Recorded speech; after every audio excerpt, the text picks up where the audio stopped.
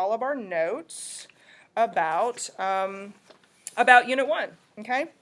So, on Monday, first let me ask you, where did we stop to make sure I don't jump ahead and leave a big gap. Okay, so we were talking about a nature versus nurture debate that is ongoing and probably will continue to go on well after all of us are gone. The nature versus nurture debate is really a vital concept to contemplate in sociology, because what side do sociologists usually lean toward in the nature versus nurture debate? Nurture. The nurture side, correct. The nurture side is linked to the topic of Chapter 3, and what is the topic of Chapter 3? Socialization. Thank you. Not a reassuring silence just then, but thank you. Yes, the topic of Chapter 3 is socialization. You have some key terms that you must be able to include in an understandable sentence when you're, if I ask you to write me a sentence about socialization, I need you to be able to use all those key terms correctly in a sentence, or if I ask you to identify a definition of socialization, you've got your list of key terms that'll help you figure out what is a good definition of socialization, right? Okay, so we lean toward the nurture side of the nature versus nurture debate. So, in the middle of Chapter 3, there's a section on some psychologists who studied brain development and studied what kinds of things can young people understand, because, as we discussed on Monday, when we're born, our brains aren't fully developed. You have to develop neural pathways that make connections through stimuli that you experience in society. So, for instance, let me ask this question. When does a person's socialization process begin? At birth. At birth. Yes, so we say one of the key terms that has to be in that definition of socialization is lifelong. When does life begin? We say it begins at birth. Okay? So at least at birth, we start to have interaction, social interaction that causes learning to take place. I'm using all those key terms from the definition of socialization. Okay? So, since a baby, a brand new baby, sociologists claim, that a brand new baby is learning from the moment of the first breath. Okay? So we have to understand from a biological, psychological standpoint, how much brain development has happened, or at what stage in life does advanced brain development happen, so we can understand more complicated things just by observing things around us. Okay, so one of the psychologists that sociologists always study, his name is Jean Piaget. Jean Piaget, it's a French pronunciation of this word.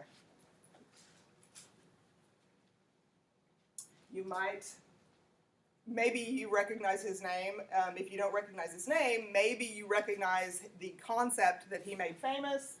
He has something called a cognitive development theory. Cognitive development theory. Cognition means what?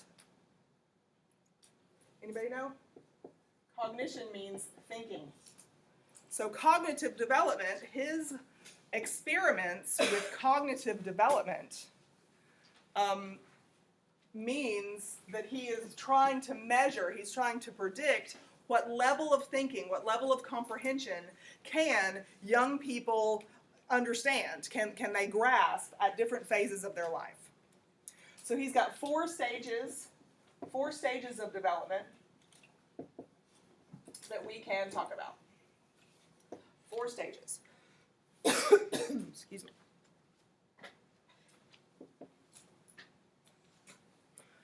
Okay, so the first stage is called sensory motor.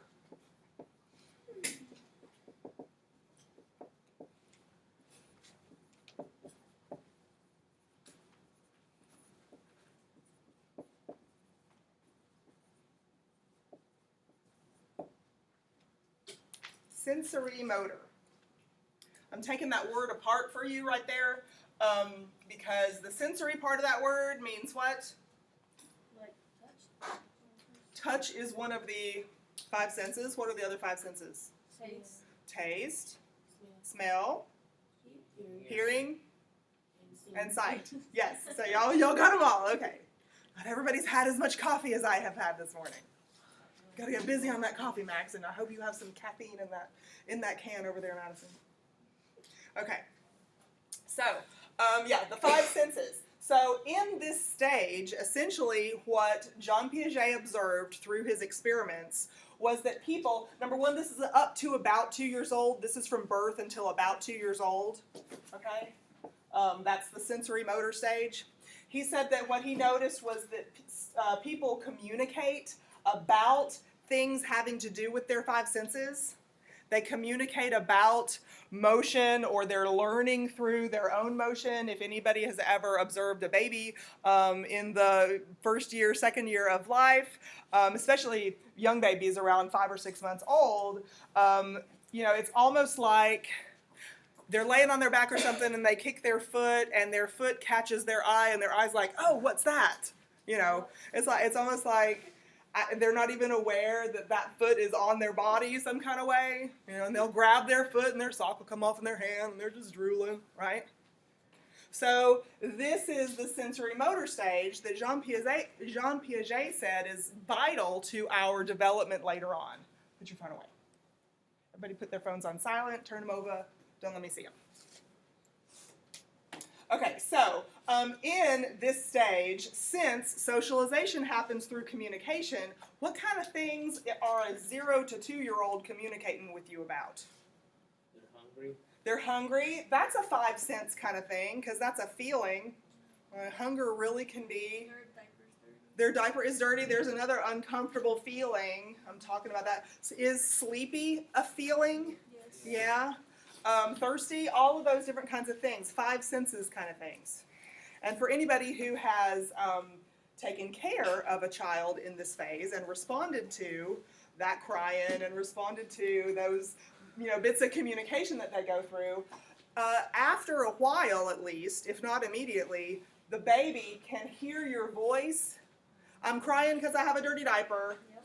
And they can just hear your voice, and that can for a second be like, oh, okay, somebody's heard me, right? And so these kinds of communication processes, Jean Piaget said this is really vital for people to develop trust relationships later on. Are we able to count on others, for instance? Are we able to be reliable ourselves, or trust that I can rely on somebody else, or develop friendship bonds because we call out for help about basic things like I'm hungry, I'm cold, I'm sleepy, whatever. And when we get that response, a touch, a sound hits our ear because we hear that voice, or we see someone who we hope to relieve us of this issue, we see them walk by or something, right? So those 5 senses are going to be vital in our communication, but also they're going to be the way that we, receiving a stimulus from our 5 senses is going to be the way that we know our call has been answered. Does that make sense? So that's what the sensory motor stage is all about. The second stage is the pre-operational stage, and that goes from about 2 until 11. I just looked at it in the textbook. I need to. Yes. No, 2 to 7. Sorry. 2 to 7 years old, the pre-operational stage. This word operational has to do with cognition, because can you calculate? This operational means can you calculate, can you come to conclusions?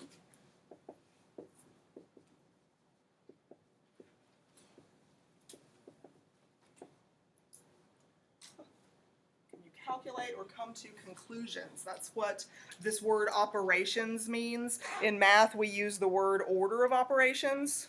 What does that mean in math? The order of operations?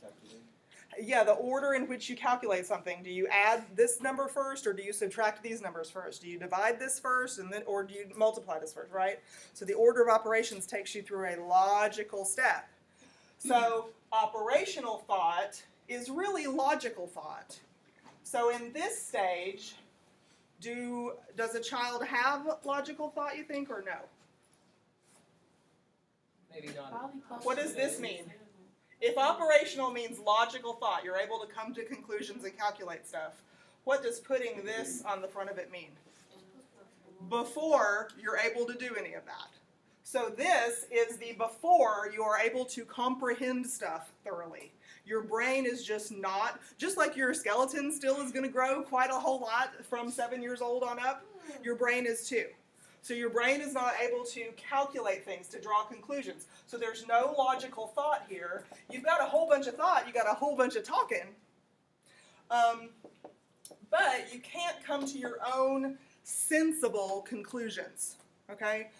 This is the stage where you get this question all the time. Why? All the time. Why? I can tell some of y'all have gone through this before. And what are some of the questions? You know, you can be talking about anything. If somebody has an example, you can share it. You can be talking about anything, like why is the sky blue? And you can tell them that a pink dragon colored it blue, and they'll be like, okay. Okay. And then 5 minutes later, they'll ask you, why is the sky blue? And you can make up a new thing, and they'll say, okay. And this is when they're going to go to kindergarten, and their kindergarten teacher is going to tell them how important it is to share, because we all need to get along, and it helps with all these wonderful reasons. And all the kid hears is, teacher said to share, wah, wah, wah, wah, wah, wah, wah, for all the rest of the stuff. Because really here, there's no logical thought. I can understand, Dad said this, right? I can understand that he said it. I might not understand his very complicated and wonderful parenting reasons why Dad said this. Although we feel compelled sometimes to explain things to children in this. We are very compelled to explain things to children in this stage. Although please know that really wonderfully smart scientists like John Piaget have discovered that all kids really hear is the Charlie Brown teacher voice with your complicated explanations. Say them if they make you feel better, but it's kind of not doing any good for the kid yet, your explanation about why. Okay? So, anybody have any why stories they want to share? I can tell that some of you are like, oh yes. That's the why question. Also, in the pre-operational stage, that's when a whole bunch of people are going to be asking the kid questions too, like, what do you want to be when you grow up? My little nephew wanted to be SpongeBob for a while, and seriously would talk about, why do you want to be SpongeBob? Well, he does this and he does that and he has this, right? Because he has seen it on TV, so it's real, right? And he has no ability. Right? Some little kids at that age are going to be like, okay, well, I want to be a nurse just like Dad. And he sees it every day. Dad goes to work. Dad comes home. Dad says happy things about work. Dad's a nurse. I'll be a nurse too. And there's no ability to know whether you're going to be able to stand the side of blood or do well in science or any of those kinds of things, right? But you might say, I want to do this because some example that you've seen in life is that. Okay? All right, so the third stage, let me see the age range here. The third stage is the concrete operational stage, 7 to 11. Here's the 11-year-olds all. So this is concrete operational stage.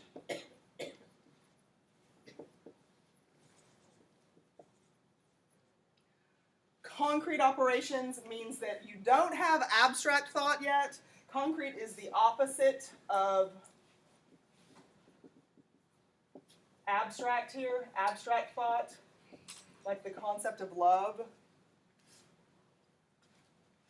is an abstract concept.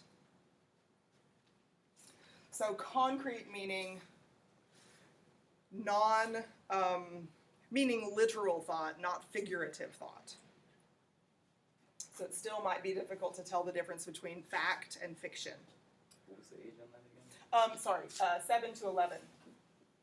Or 8 to 11, somewhere, wherever the last one left off to 11. So what is this, 5th grade is 11, or 6th grade is 11? 5th and 6th, somewhere in there? Yeah. Okay, and so by the time you hit, and think about like a school curriculum for a 5th and 6th grader, you're not into like pre-algebra yet until you hit what, like the 7th grade? You get pre-algebra? It's basically because other kinds of math without all those X's and Y's in there uses concrete operational skills. And then when you get older, which is the formal operational stage,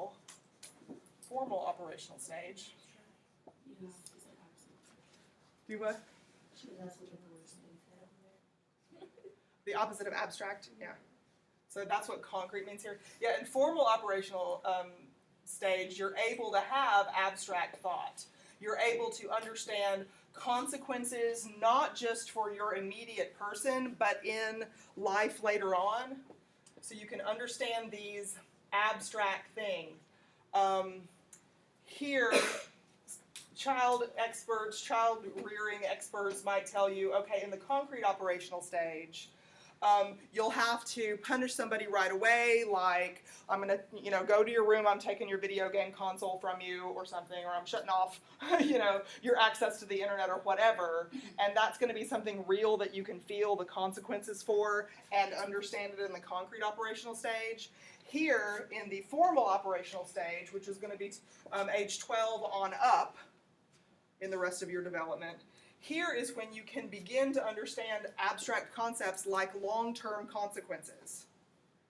You are punished for doing this because you can't get in the habit of doing this now because when you're 16 it will matter, or this is the precursor to this, or you have to get better grades now because it's going to matter for your college later, and this kind of thing. Here you're able to for sure know. Sometime in the concrete operational stage, you realize that wanting to be SpongeBob is not feasible, but wanting to be a nurse like Dad is feasible. It's a real thing. So you understand that here. But when you get to the formal operational stage, if you're grossed out in biology class because you have to dissect a frog or whatever you do in high school, you can make a conclusion for yourself, wait a minute, Dad's doing that kind of stuff at work when he assists with surgery. And if I'm grossed out by the frog, I better think about something different than being a nurse, even though I've said that all this time. So you can make evaluations. The formal operational stage is about making evaluations about things yourself. Now you can understand the complex reasons why sharing is a good human behavior to develop, because it, breeds peace and harmony with others, for instance. Whereas you couldn't before that. Jean Piaget. So, we claim, why do we need to know things like this psychologist's work about what a child can or cannot understand at what stage in his or her life? Why do we need to know it? Some experiments. Socialization is the correct answer, but what part of socialization requires that we understand all these stages? Somebody help her with the keywords from the socialization definition. Oh, lifelong. The lifelong part of socialization, because lifelong starts at that sensory motor stage, to use Jean Piaget's classifications. So lifelong starts at that sensory motor stage, and it goes way on up. We hit this formal operational stage early, and we go way on up in life, right? So if socialization is lifelong, as sociologists claim that it is, then it starts way early. What can we understand? What can we learn through that interaction process? Well, we can look to these kind of psychologists who study those early stages of development to understand. Okay? Questions? Okay. Now, let's move to so Jean Piaget is one of the psychologists we study. Let's look at some of the sociologists who study these same age groups to understand how we develop self-identity. Okay, so there is a sociologist named George Herbert Mead, very famous sociologist, who studied the ways in which kids interact with their surroundings and comprehend their surroundings to develop a self-concept, to develop a self-identity. So this is self-concept development. Role-taking, the development of the self through role-taking and developing your identity throughout your early life. Okay, so I've already used one of the key terms. So the key terms in explaining Mead's self-identity, the role of self-development in society, one of the key terms is role-taking.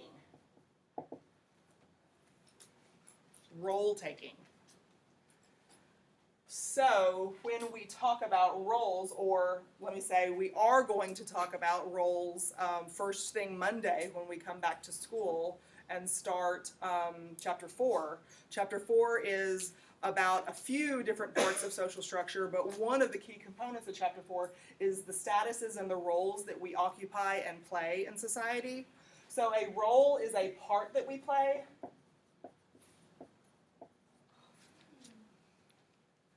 And George Herbert Mead observed that we take on roles, we act out parts early in our lives as a learning experience.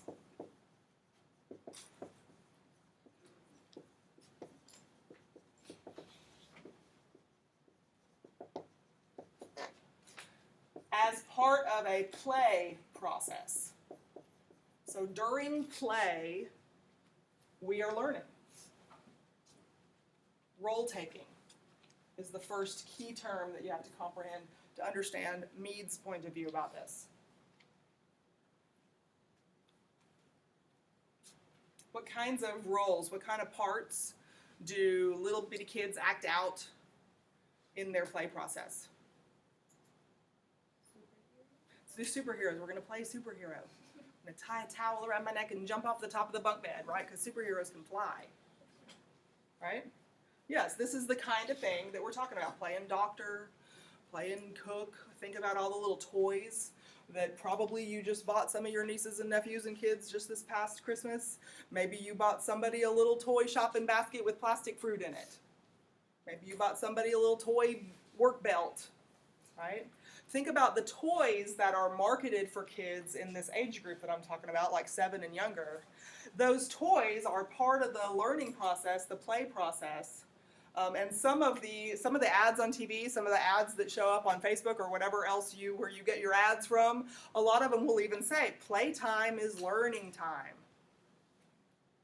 You give a little baby shapes and colors and a puzzle to fit them in, to help them develop their motor skills and to help them develop those brain pathways. And so George Herbert Mead was talking about self-concept development through role-playing. We can find out who we are as individuals by acting out other people's daily routine as part of our play. What does a mommy do? What does a daddy do? What does a teacher do? I remember my older sister would have all of us play. She would play school with us a lot, and she would be the teacher and we would be the student, right? She'd sit us all down and grade our papers with a red pen, right? That was part of the play that helped us learn different kinds of parts of reality. I mean, we're playing it, but we're learning parts of reality. Even when we're playing superhero, we're learning over time parts of reality. Another key term that we need to know to be able to explain Mead's concepts here is called the significant other. The significant other. These are key players. I'm sorry, it is number 2. I can't even count. I've had so much coffee. I want to skip 2 altogether and we'll just do odd numbers today. This is number 2. Thank you for clearing that up. So number 2, our second of 3 key terms that we're going to look at in Mead's concept of self-development is called the significant other. And these people, this can be more than one person, your significant other. But the word other here means we're talking about people around us and not just ourselves solely, okay? So these are key people in our lives.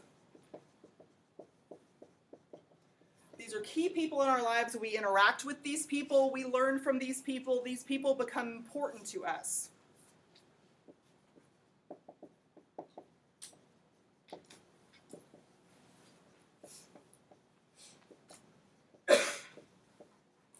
Maybe these are the people who take care of us on a daily basis. Maybe these are daycare workers, parents, caregivers in the house, older siblings.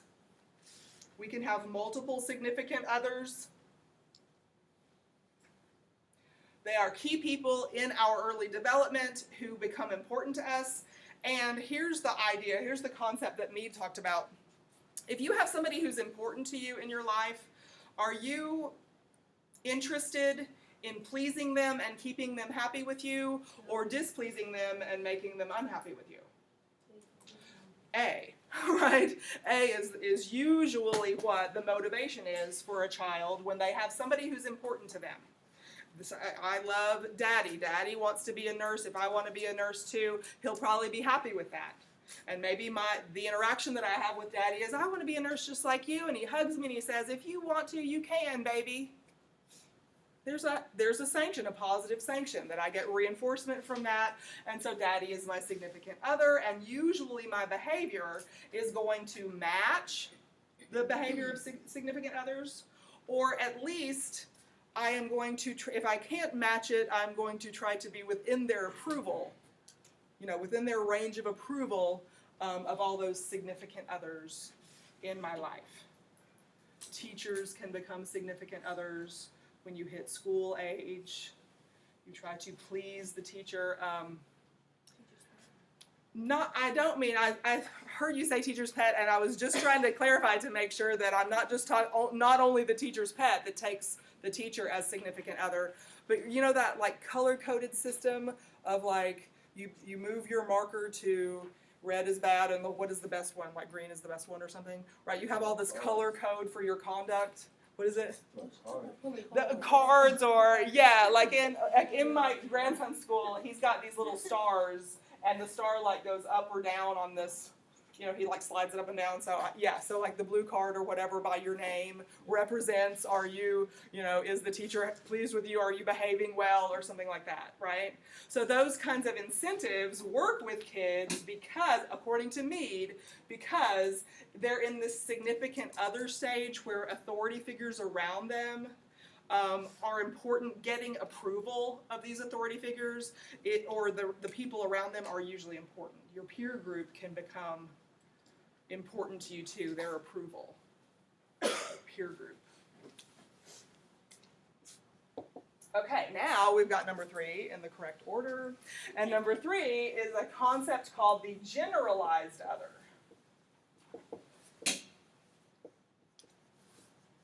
The generalized other.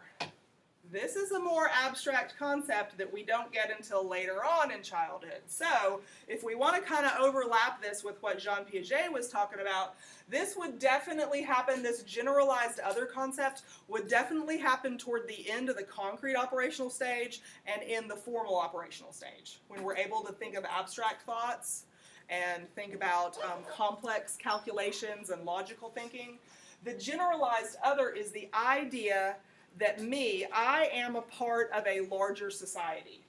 So the generalized other is the knowledge that there is a larger culture, there's a larger society, or there is a larger subculture, to use that phrase. And this larger culture, this larger subculture, has a whole bunch of people in it that pretty much think in the same general way. They pretty much share the same norms, maybe values, maybe morals. They share the same customs, traditions. This generalized other is the fact that on an abstract level, I can follow general norms of society, and society will accept me, or I can push back against norms of society, break norms of society, do unacceptable behaviors in society, And the generalized other society will push back against me, and I won't fit in. Does that make sense? Okay, so this is like an abstract idea, not just one particular person like teacher or mother or big sister. That's where the significant other would come in. And you can have multiple significant others. All of those people can be part of your realm of significant other. But as you get older and the world becomes bigger than just your household, just your classroom, you realize that there is a larger society out there. You're bordering on macro scale concepts here. You've got this generalized other in mind that you want to fit in with, or you want to not fit in with. And you develop your self-concept from this process according to Mead. What do you think? You think it makes sense? We maybe think about our own lives, and you don't have to share anything with me necessarily, but can we maybe think about our own lives and like how did this transition occur for us where we realized, wait a minute, there's more than just mama to please, right? There's, or when did we start saying, mama, you just don't understand this, and this is reality for me because of that age gap. And so when at that point where you've got, mama, you just don't know what it's like to be 14 or whatever that age was for you. Was it in high school? Yeah, so you are unknowingly acknowledging that there are generalized others. Being 14 is this concept that kind of exists here that is raining down on you. And you have other issues besides the significant others to please, because you've got these abstract standards that are also bearing on you. And that generalized other affects our behavior and our self-concept. Are you the same as your mama and daddy? Are you the same? No. None of us are the same. So somewhere, somehow, others influenced our development also and our self-concept, our self-identity. Somewhere, somehow. If only mama and daddy influenced us, then we would be pretty good copies of mommy and daddy. But that's not all who influences us. Questions or comments? I made it to 3? Yes, 1, 2, 3. I can count.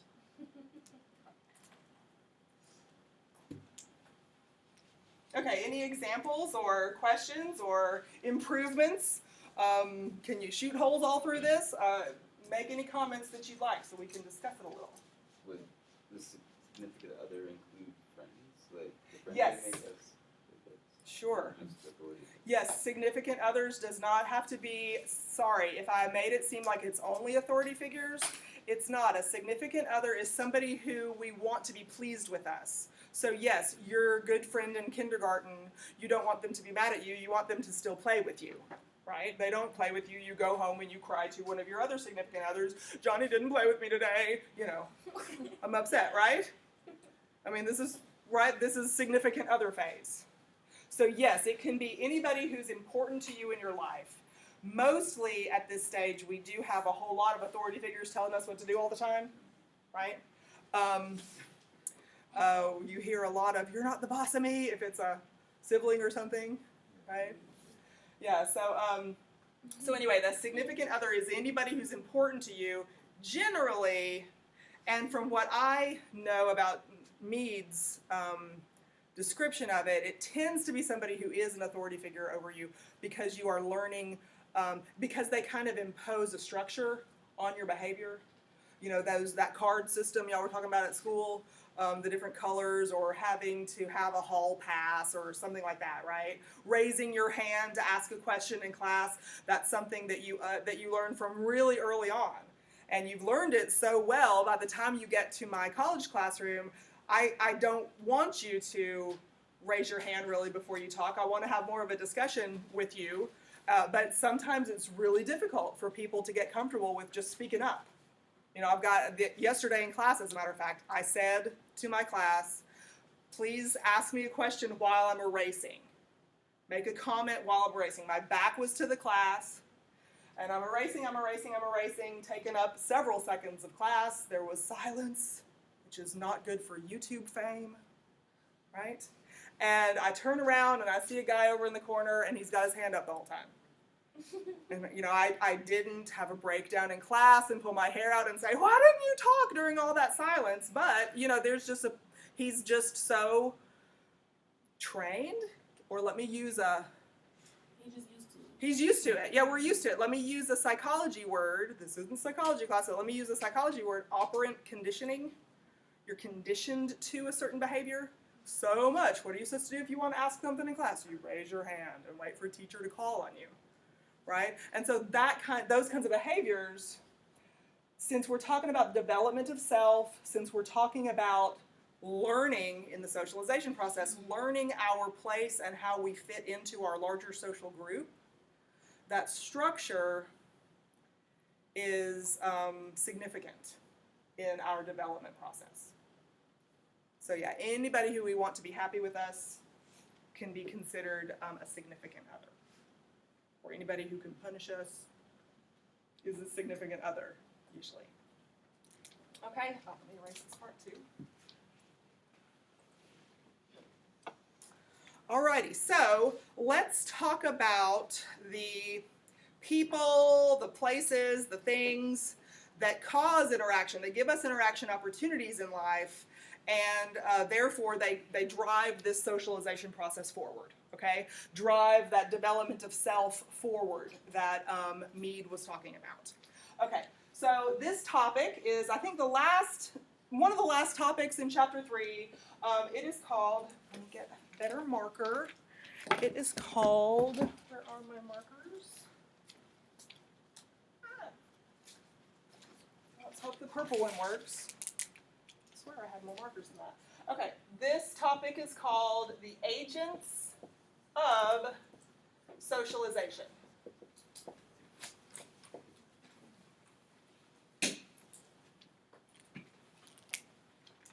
I had a student, here's my other markers. I had a student a few years ago who was a great cartoonist. I wish I could draw, I would love to draw as well as she could. But anyway, we were talking about the agents of socialization, and on her reaction paper, she wrote, you know, the number of words. She followed all of that, but she drew me like special agent little figures, you know, like authority, you know, police figures for the agents of socialization. We're not using this word agent to mean like FBI or something like that. This is just a method, a mechanism where socialization takes place for us. Okay, so that's what agents of socialization mean. The agents are going to be the people, they're going to be the places, they're going to be the things like TV shows or social media that cause interaction to happen for us. And therefore, the socialization process happens. Because what's the key way that learning happens in the socialization process? What's the key way? Social interaction. I heard you say something, I don't know if it was that, but I heard Max say social interaction, and yes, the key way that learning happens in the socialization process is social interaction. Especially early on. You don't have a formal learning process like this early on. You have very informal, just regular old social interaction that goes on. Okay, so the agents of socialization, let's get a list. I've seen some books that have a list of 7. I've seen some books that have a list of 12. I think this book has a list of 4, but it has like bullet points underneath some of them, okay? So,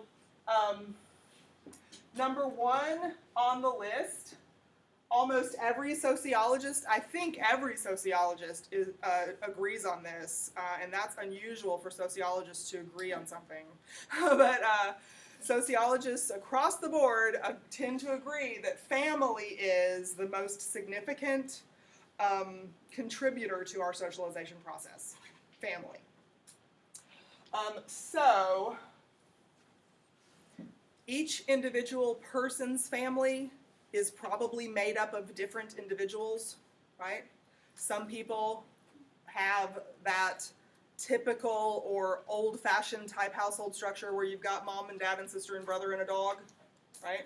But does everybody's family look like that? I would say most people's family probably doesn't look like that. And if it does, it's probably not mom and dad, it's probably mom, stepdad, or dad and stepmom, maybe, right? So it does not matter who is in your family. It doesn't matter whether grandma raised you, or an aunt, or whether you are living with your eldest brother because your parents had an untimely death, or anything like that.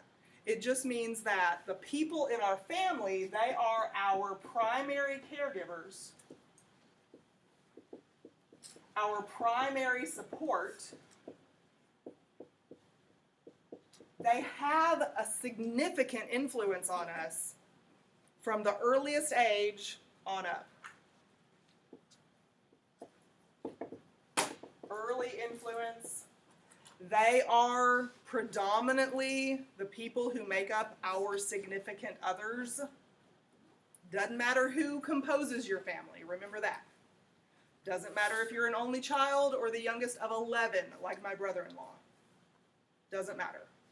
Who's in your family, they get you the earliest. They have the most significant influence. And you know what? Here's a major reason why the family is so significant in our socialization process. Were any of y'all born knowing how to speak your language yet? Who do we learn that from?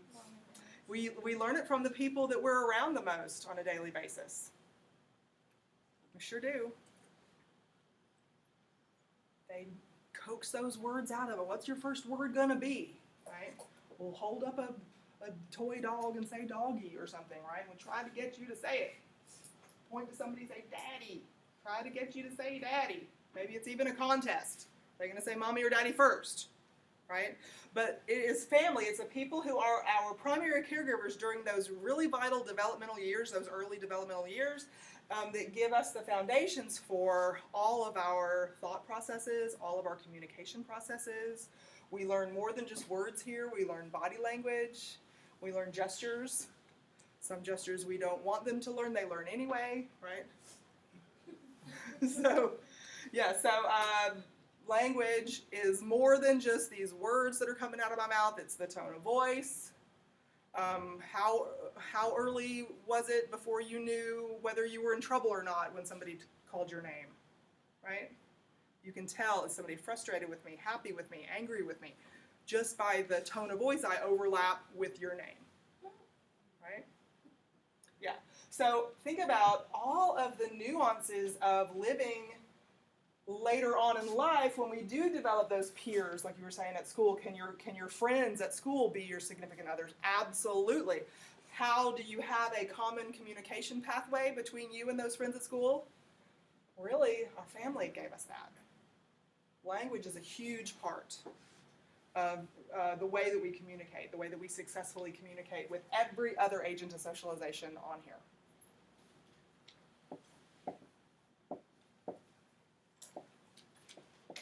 Peer groups. Peer groups is another one. Peer groups can have multiple different people in there. You can say that a peer group is a group of friends. Typically the same age group is what we're talking about with peers. Typically the same age group. What about coworkers? Coworkers different than friends? Yes, it is. What about schoolmates? Schoolmates different than friends?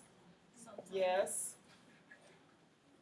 Now, I heard you say sometimes. Now, how do we develop peer groups? Quite often, we develop our closest peer groups through, for instance, going to school. Some people will say, oh yeah, this has been my best friend since kindergarten. Your best friend since you really left the primary caregiving of the family, and that primary caregiving was shared between another agent of socialization, number 3 on our list, the school. The school. You can say school/daycare.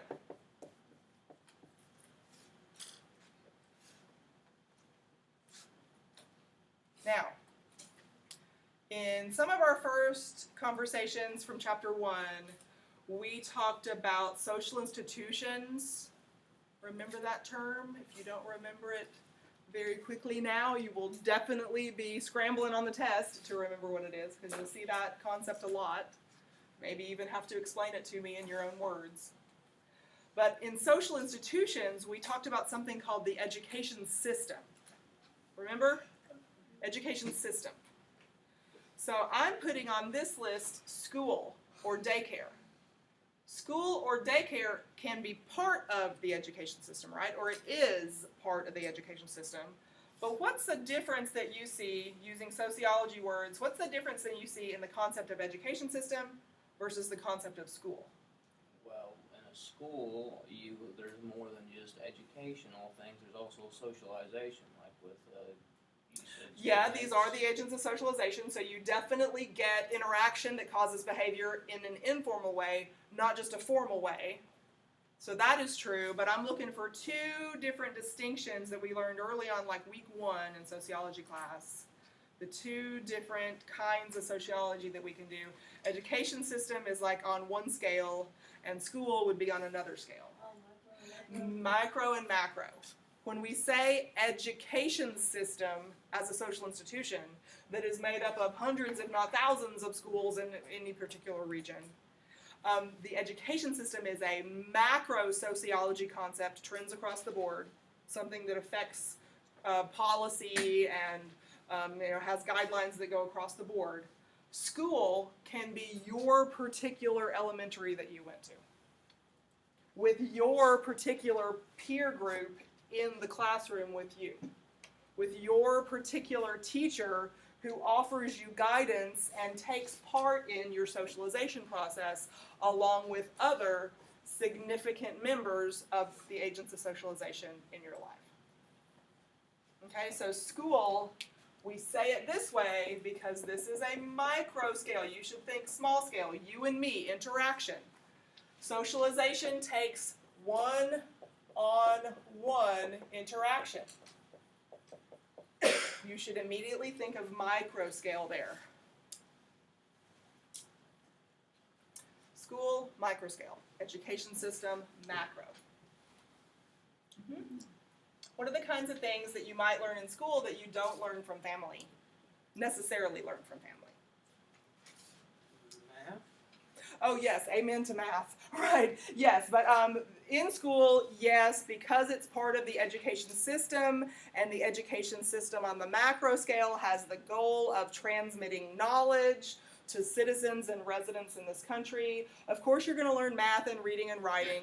I didn't ask the question well. I meant to ask about informal things that you will learn from the school that isn't necessarily part of the curriculum of math or behaviors. Yeah, what kind of behaviors could you possibly get from school that aren't necessarily behaviors that your family...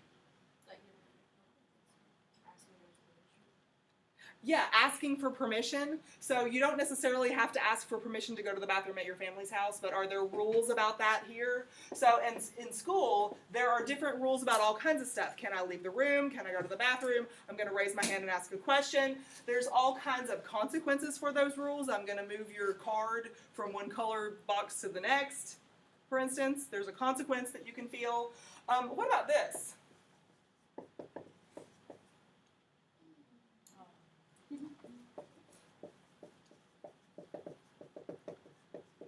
About individual responsibilities. You don't necessarily get that in family. What about cultural concepts, like larger cultural concepts? Such as what?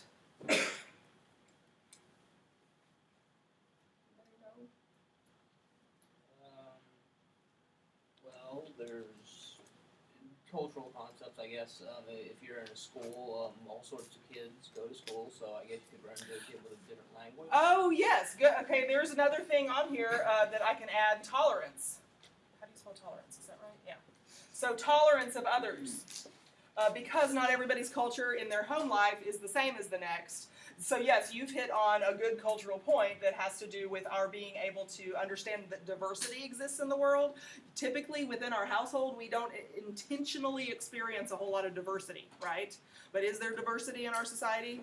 Yes, and school kind of puts that in our face and gives us that opportunity to recognize that and get accustomed to it really early on. If you were confined with your family for your entire first 18 years of your life, and then you opened up the door and you saw outside larger society for the first time, think about that. Would it be kind of shocking? You're having like a really, specific kind of upbringing that doesn't necessarily teach us all about the diversity between us. But school can do that for us. Would it be tolerance or acceptance? I'm sorry? Would it be tolerance or acceptance at that age? Both. Tolerance of others is accepting others. Okay. Yeah. Just also understanding that diversity exists to begin with.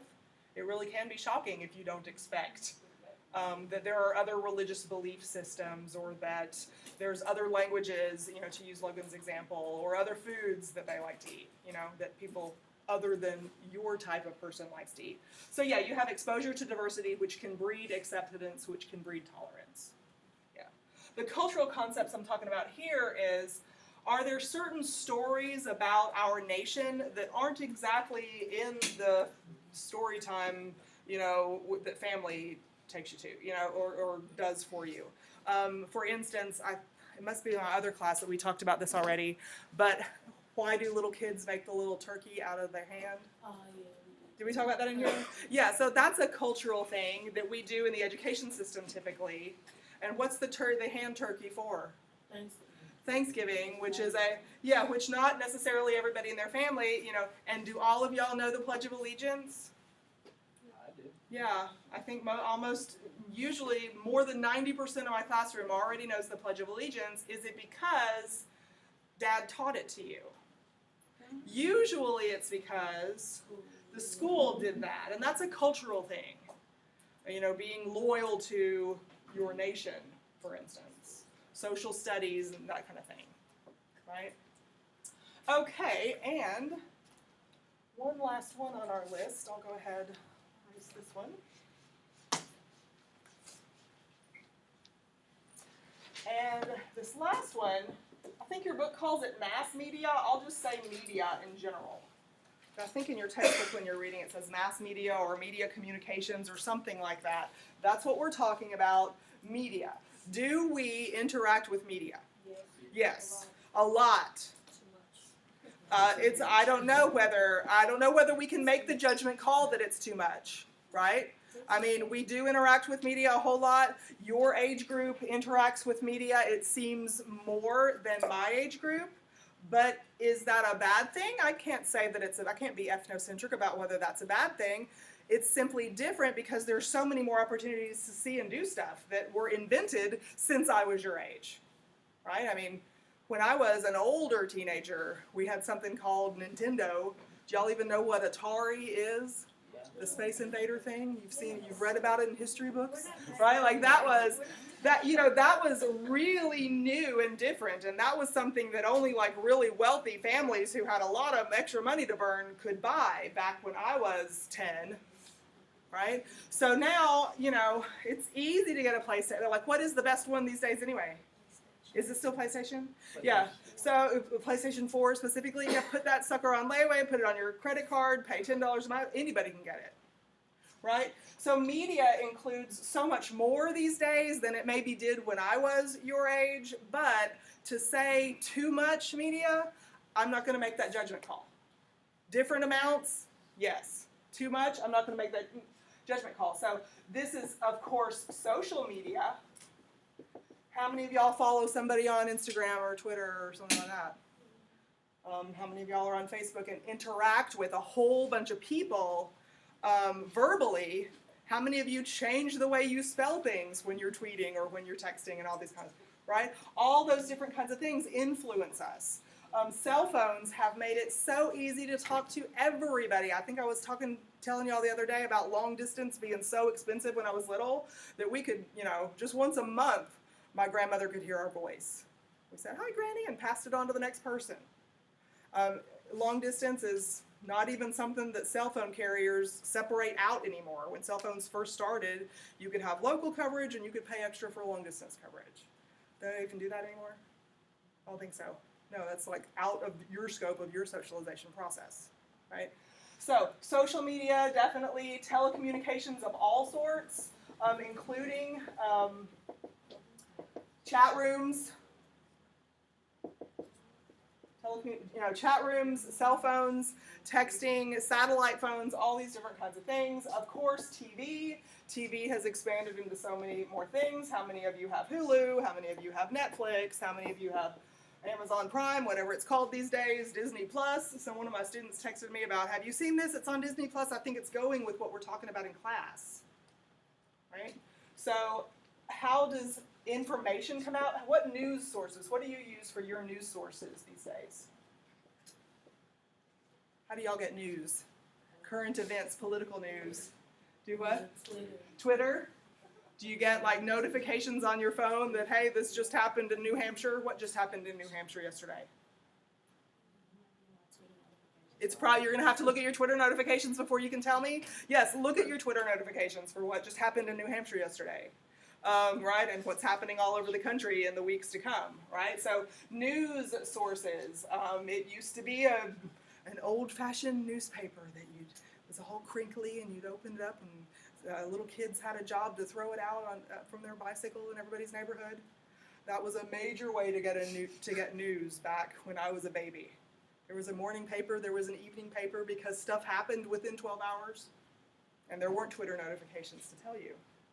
Instantaneous Twitter notifications. So media is anything included in this, and the old-fashioned sources like books, like newspapers, like magazines, like novels, like all kinds of things.